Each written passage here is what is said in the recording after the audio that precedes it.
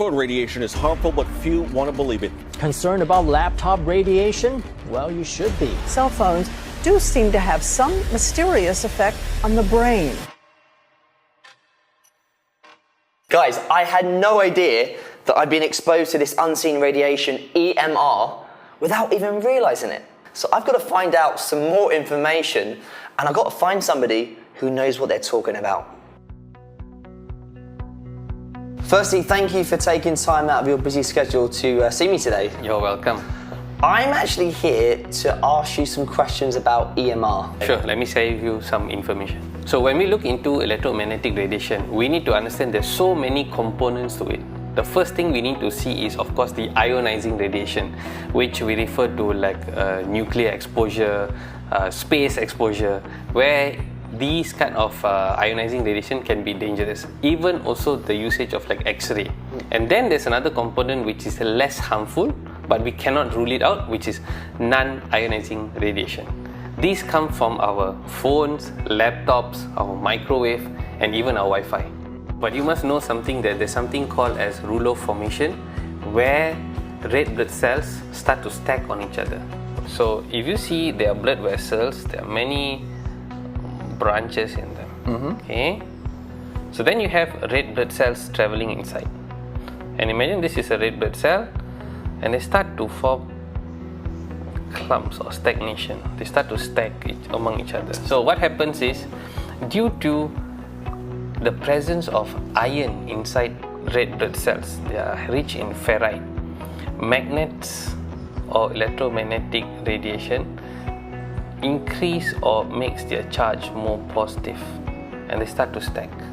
And when they start to stack, this disrupts their interchange between delivering oxygen into the cells and then taking up carbon dioxide into the red blood cells. There's many studies and journals that are citing that an excessive exposure towards the EMR can lead to cancer provocation in the body, whether it's benign or malignant. Possibilities are there. After hearing about all these health problems, I'm a bit concerned about myself, and I'm curious to know what my red blood cells could actually look like. Yeah, we have a simple prick test, and we can actually analyze the red blood cells. Okay, let's do that. Let's go.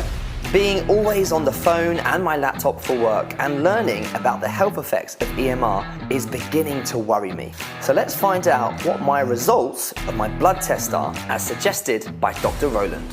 So what we can see here are red blood cells. We can see red blood cells, they are very translucent and they don't have a nucleus.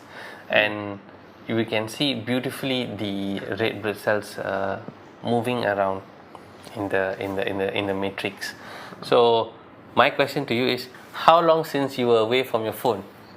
I think about 40 minutes maybe. That seems not your kind of reality. Oh no, I'm on my phone all the time. Okay, so what we can do is, you get on your phone for maybe close to about half an hour, holding it, and then we'll check again and see how does the capillary blood look like. It looked like my first blood test result was clean, with no signs of blood clotting or blood clumps.